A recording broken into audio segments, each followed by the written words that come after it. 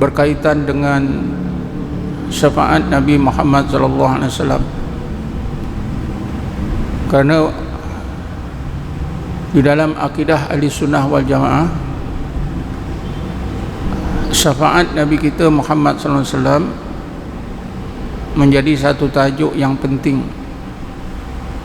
yang mesti kita pelajari dan pahami supaya kita benar-benar dapat syafaat Nabi Muhammad sallallahu alaihi wasallam.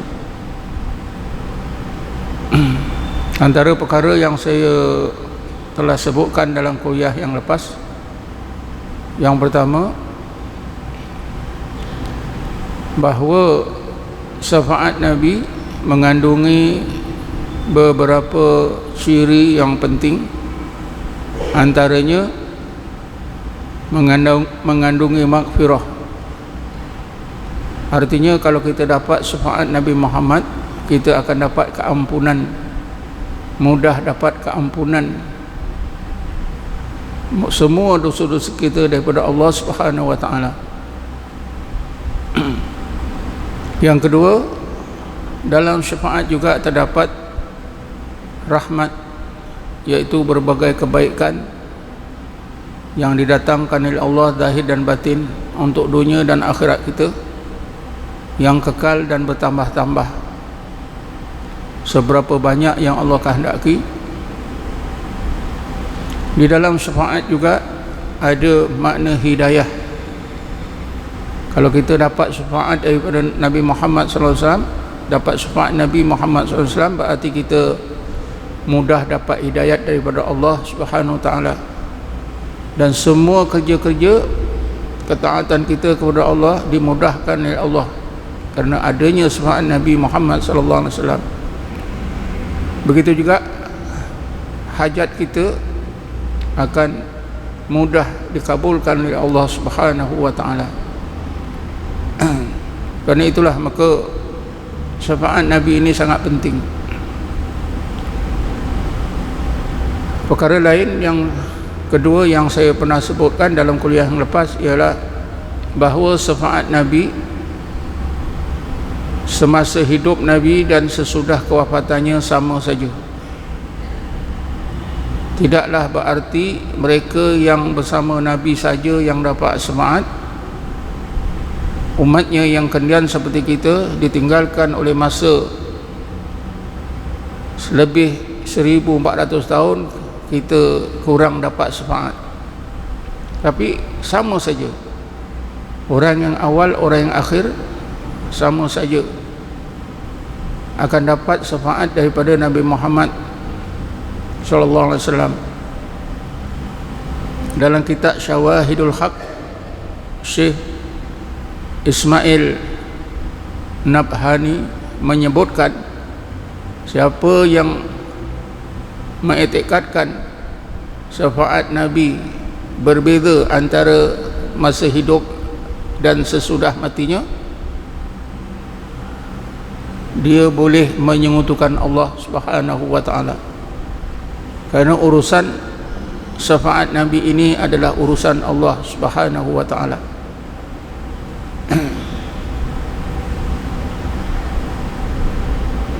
Kita ditunjukkan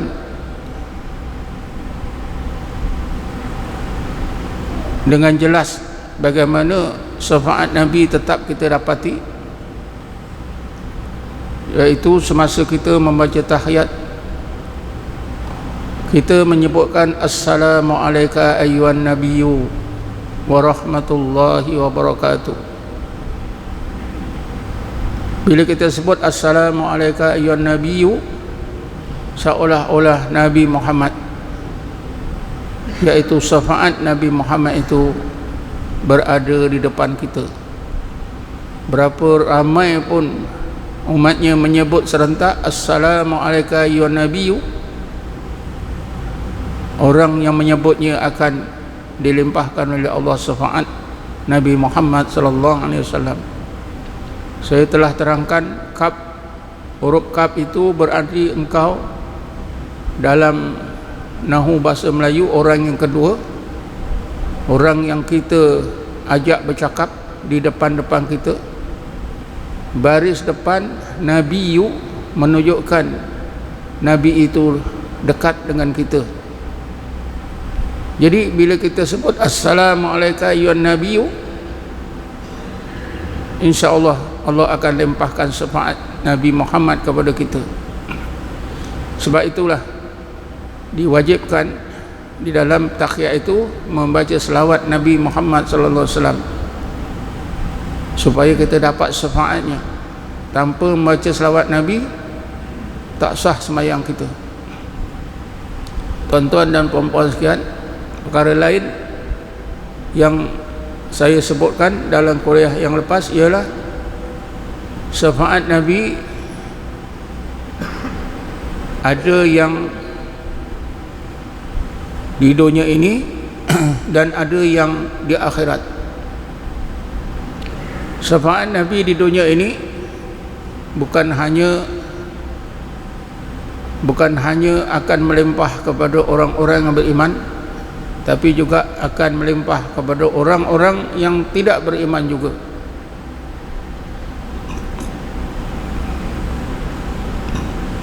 Antara syafaat Nabi yang dinikmati oleh orang-orang kafir, orang-orang yang jahat, orang-orang yang menentang Allah, ada disebutkan dalam Quran. Bismillahirrahmanirrahim. Idh qalu Allahumma in kana huwal haqqu in kana hadhihi huwal haqqu min rabbik min indik fa amtir alaina hijaratan minas sama wa ma kana Allah li'adzibahum wa anta fihim wa ma kana Allah li'adzibahum wa ma kana Allah mu'adzibahum wa hum yastaghfirun. Ingatlah kamu semua ketika orang-orang kafir mencabar Allah. Wahai Allah, sekiranya agama yang dibawa oleh Muhammad ini benar dari sisimu, tapi kami semua menentangnya, tidak mempercayainya, benar-benar daripada engkau, maka turunkanlah hujan batu dari langit, atau datangkanlah satu azab yang sangat pedih. Allah jawab, tidaklah Allah akan mengazab mereka seperti yang mereka minta, sedangkan kau ya Muhammad berada di kalangan mereka, dan Allah tidak akan mengazab mereka, sedangkan umat Nabi Muhammad istighfar, sentiasa istighfar kepada Allah Subhanahu wa taala. Jadi ayat ini menjelaskan bahawa kerana syafaat Nabi, maka azab, seksa, kesusahan dan balak, berbagai balak yang sepatutnya Allah timpakan kepada orang-orang kafir, tidak dilakukan oleh Allah Subhanahu wa taala. Walaupun di dalam ayat ini disebutkan wa anta fihim, sedangkan kau berada di kalangan mereka. Tadi dah disebutkan hidupnya Nabi kita dan sesudah kewafatannya sama saja. Sebab itulah kita jangan heran kalau orang-orang kafir yang jahat-jahat menentang, mencabar Allah, cabar Islam, tidak menerima apa-apa balasan dengan segera, tapi mereka tetap sihat walafiat, tetap senang. Ini adalah di antara kesan daripada syafaat Nabi Muhammad sallallahu alaihi wasallam. Kita istighfar, selalu kita minta ampun kepada Allah. Juga orang-orang kafir dapat manfaatnya, dapat keberkatan daripada istighfar kita. Sebab itulah Abu Talib Makki dalam kitabnya Qutul Qulub, Abu Talib Makki ini seorang ulama tasawuf yang terkenal pada abad yang keempat Hijrah, meninggal dunia tahun 386 Hijrah. dalam kitabnya Qutul Qulub dalam bab taubat, beliau menegaskan bahawa apabila manusia di dunia ini membuat kejahatan, langit terlalu geram, langit bergegar nak meruntuhkan diri, menimpa orang-orang yang jahat, tetapi para malaikat yang sentiasa istighfar, malaikat itu didengar oleh langit, lalu langit yang nak runtuh tadi tenang semula. Ini kan berarti bahawa syafaat Nabi dinikmati juga oleh orang-orang yang jahat, orang-orang kafir. Tidak seperti umat nabi-nabi sebelum Nabi Muhammad sallallahu alaihi wasallam. Mereka melakukan kesalahan yang sikit saja, sekejap saja Allah turunkan bala. Begitu juga tuan-tuan, syafaat Nabi yang di akhirat, inilah yang sangat penting, yang Nabi sebut dalam sebuah hadis yang ringkas, u'titu as-syafa'ata fa'adkhartuha li ummati. Aku dikurniakan oleh Allah syafaat, aku simpan untuk umatku. Maknanya Nabi tidak gunakan syafaat ini. Syafaat ini dinamakan syafaatul kubra, syafaat yang terbesar, syafaat yang terpenting. Tidak digunakan oleh Nabi kita Muhammad SAW ketika di dunia. Setengah ulama kata kalau Nabi Muhammad gunakan syafaat kubra ni, umat Islam tidak akan dihina oleh orang-orang kafir.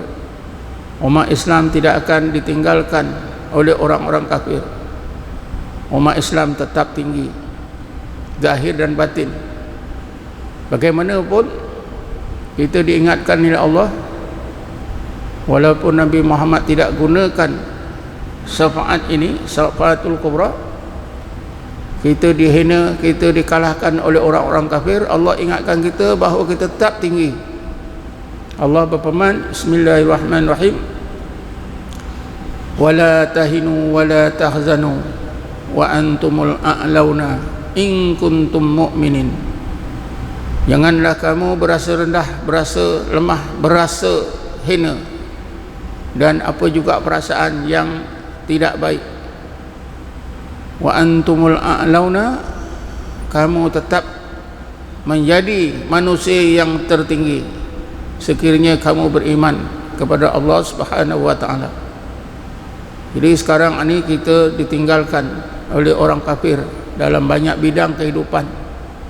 Allah ingatkan kita, selagi kita benar-benar beriman, kita menjadi golongan al-a'launa, golongan manusia yang tertinggi di sisi Allah Subhanahu wa taala. Jadi berkenaan dengan syafaat yang syafaatul kubra yang akan kita nikmati di akhirat nanti, inilah satu-satunya tuan-tuan yang bakal menyelamatkan kita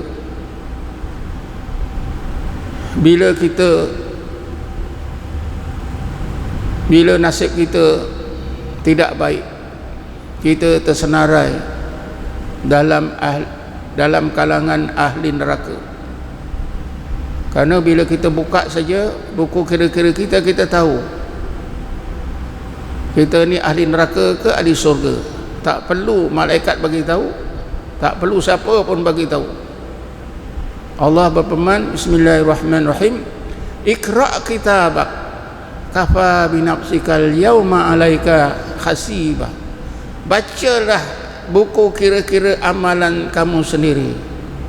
Pada hari ini kamu sendiri boleh mengetahui dengan tepat ahli surga ke ahli neraka. Serang, Iqra' kitabak, bacalah buku kira-kira amalan anda sendiri. Kafa binafsika alaika hasiba, cukuplah diri anda sendiri mengira membaca buku kira-kira itu, anda masuk dalam surga ke dalam neraka. Manalah kita tahu tuan-tuan, manalah kita tahu. Kita tengok saja buku kira-kira kita termasuk dalam golongan orang yang bakal dihumbankan ke neraka. Apa harapan kita? Harapan kita terakhir ialah syafaat Nabi Muhammad sallallahu alaihi wasallam. Kita akan menemui Nabi, minta syafaat. Bila kita dapat syafaat Nabi, insya-Allah yang sepatutnya kita masuk neraka, Allah masukkan kita ke surga. Sebab itulah tuan-tuan, saya sebutkan juga dalam kuliah yang lepas, kalau tak salah saya, masalah syafaat Nabi ini kita kena sentiasa berdoa kepada Allah, minta syafaat, sehingga timbulnya doa tawassul, sehingga timbulnya doa istighasah, sehingga timbulnya doa isti'anah. Itu semua bermakna kita minta syafaat Nabi. Dengan lebih jelas lagi, kita kalau setiap hari kita berdoa, minta berbagai perkara, minta berbagai kebaikan, kita jangan lupa minta syafaat Nabi. Kita secara direct minta terus, ya Allah, aku minta kepada Engkau ya Allah syafaat Nabi-Mu Nabi Muhammad sallallahu alaihi wasallam, terutamanya syafaatul kubra. Begitu juga aku minta syafaat semua nabi-nabi dan rasul-rasul yang selainnya. Aku juga minta ya Allah keberkatan semua orang-orang yang soleh, para wali-walimu ya Allah. Kita kena minta begitu tuan-tuan. Dulu sebelum saya belajar tasawuf, tak pernah minta syafaat ini, tak pernah baca. Tapi bila saya belajar tasawuf, awal pertama bila guru saya ajar zikir, sebelum zikir itu saya diajar doa itu tadi, ya Allah, aku minta syafaat Nabi-Mu Nabi Muhammad syafaatul kubra, dan aku juga minta syafaat para nabi-nabi dan rasul-rasul yang lain. Aku juga minta keberkatan para wali Allah, orang-orang yang hampir kepada Allah dan orang-orang yang saleh. Diajar secara langsung tuan-tuan. Jadi inilah paling ini perkara minta syafaat inilah yang perlu kita perhatikan. Kita jangan tertinggal dalam doa kita. Mana dah tahu besok kira-kira kita tak tahu tuan-tuan. Sebab di hari akhirat ni hari merendahkan yang rendah, hari meninggikan yang benar-benar tinggi. Disebut dalam suratul Waqiah, khafidatun rafi'ah.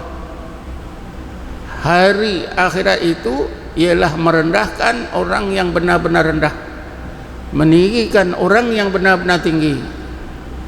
Di dunia ini kita nampak tinggi rendah, tapi nasib manusia di akhirat tak ada siapa yang tahu. Mungkin sebaliknya, yang kita sangka tinggi jadi rendah, yang kita sangka rendah jadi tinggi. Manalah tahu? Yang kita tahu, kita selalu pergi masjid. Mana kita tahu tuan-tuan ada kesilapan-kesilapan kita dari segi akidah, dari segi dosa-dosa besar yang kita tak tahu. Nanti kita baru tahu bila tengok, bila baca kira-kira amalan kita. Jadi untuk mengelakkan musibah ini tuan-tuan di akhirat nanti, kita mintalah kepada Allah, ya Allah, aku minta syafaat Nabi-Mu Nabi Muhammad SAW, syafaat nabi-nabi dan rasul-rasul, keberkatan semua wali-wali Allah, orang-orang yang hampir kepada Allah, orang-orang yang soleh. Minta betul-betul. Jadi itulah di antara perkara yang saya fikir perlu saya sebut semula.